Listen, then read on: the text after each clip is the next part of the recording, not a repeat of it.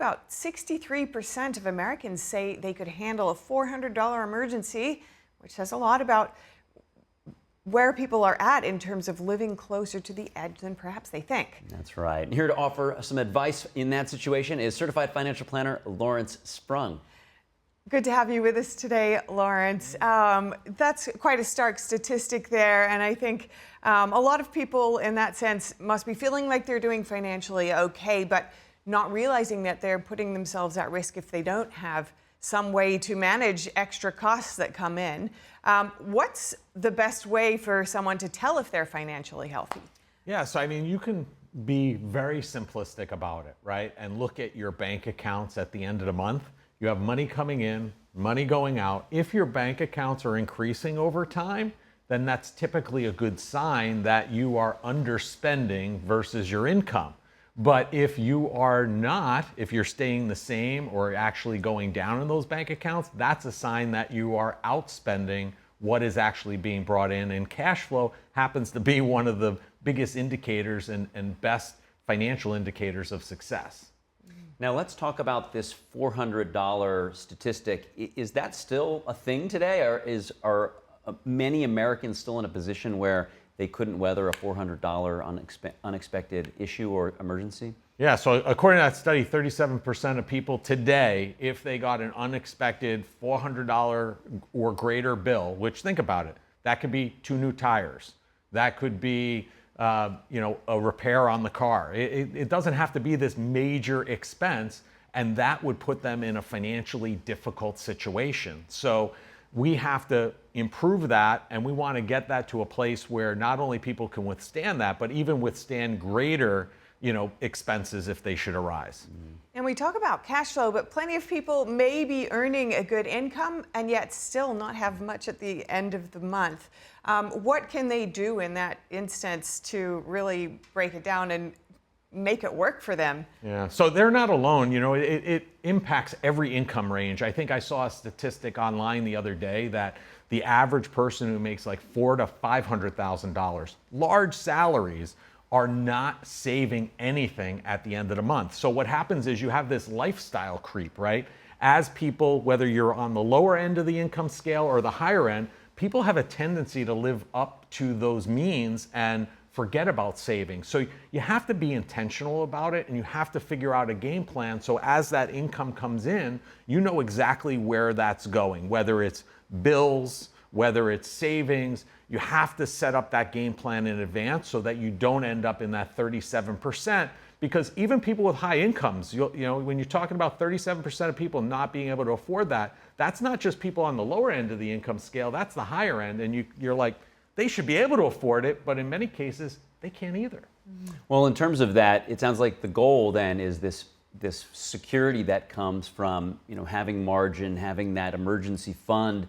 If people are in that sort of hamster wheel that you just described, where they're maybe living up or they're not intentional enough, what are a couple of real simple things that they can do to try to right the ship? Yeah, so the important thing is maybe for a month, track where all your expenses are going, right? You don't have to make it this big overarching anxiety-driven exercise. Just for a month, track all your expenses. And then at the end of the month, don't do it in the middle of the month as you're doing it. At the end of the month, look at them and say, are these expenses that are a must pay, or are they not a must pay? And then are these things that are bringing joy to my life? Think about it. We're in a subscription-filled environment. People are, ending up with subscriptions they don't even know they have. So comb through them, eliminate them, and see how that impacts it. And then over the next month, as you eliminate them, see how that impacts cash flow. And then maybe every 3 to 6 months, do that exercise just to get yourself in a habit of analyzing where your money's going so you're not losing track of it. Because it's so easy. We're not paper money. There's no checks. Everything's electronic payments now. Yeah. It's too easy to spend money. Thanks, love it. So true. And what role, so we're looking at, you're doing your budget, thinking about savings goals and what you might be able to achieve with that. But alongside all of that, of course, within this, you need some kind of emergency fund to really set yourself up for some kind of unexpected expenses. What do you recommend there? Yeah, so I mean, if you want to be better than average, right, all you need is $400 or more, and you're in that 63%. So if you think about it, it's not a big number, right? Yeah. It's not a big number. I don't know that that's going to solve your problem, but start there, right? Start there. Work to get $400 set aside in an emergency fund and get to that level. And then maybe work towards getting 800. And then at that, instead of, we talk about having 3 to 6 months in this emergency fund, and people might get overwhelmed and say, how am I going to get $30, $40, $50,000 or whatever the number is in this emergency fund? And then what they do is they throw in the towel and they say, I'll worry about this another time.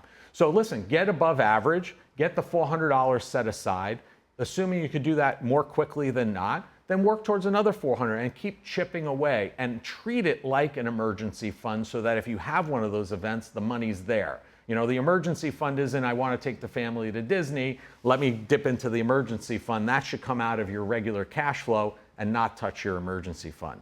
And for a lot of families, they're moving into a time of the year where a monthly budget doesn't really help them because they have these big annual expenses. Maybe it's a summer camp or it's a family vacation, and then you come right into the fall with all of the sports commitments, and then before you know it, you're at the holidays. So how do you help families not just get on the monthly track, but be able to plan for some of those larger expenses that really, in hindsight, those become some of the memories that families look back on. So they don't want to skimp on that, but it's very hard to then afford those if they're in a monthly construct with managing their finances. Yeah. And you don't want to skimp on those, assuming that they fit in your budget, they fit in your cash flow. Those are things that will stick with you for the rest of your days. So you want to enjoy those things. The important thing is be very mindful about it. As you approach the year, we talk about monthly budget, but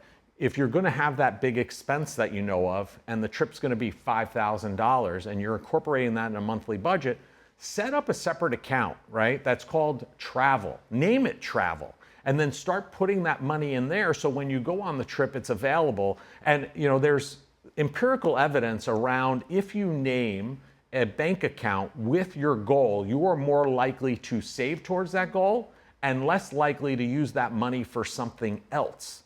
So be mindful of it for those big expenses, those memories that you want to set up. Create the bank account, name it what you want to name it so that you'll be more inclined not to touch it, and start putting that money away on a monthly basis so when that expense comes, it's there and ready for you. And talking about lifestyle creep, for the things that you can cut out, it can be actually really hard to do. There are lots of reasons that people experience lifestyle creep. So just in our last 30 seconds, what's 1 or 2 key things people can do to really help them be happy with cutting down their expenses? Well, you have to look at those lifestyle creep things and say, hey, is this really bringing me joy, or am I doing this to keep up with the proverbial Joneses? And if it's that, get rid of it. Get rid of it. There's no reason to do that. Don't let that lifestyle creep come in. Be in control of it. Have a budget, have the emergency fund, and set yourself up for success. All about being intentional. Love it. Thank you so much, Lawrence Sprung, Mitlin Financial. Great to speak with you again.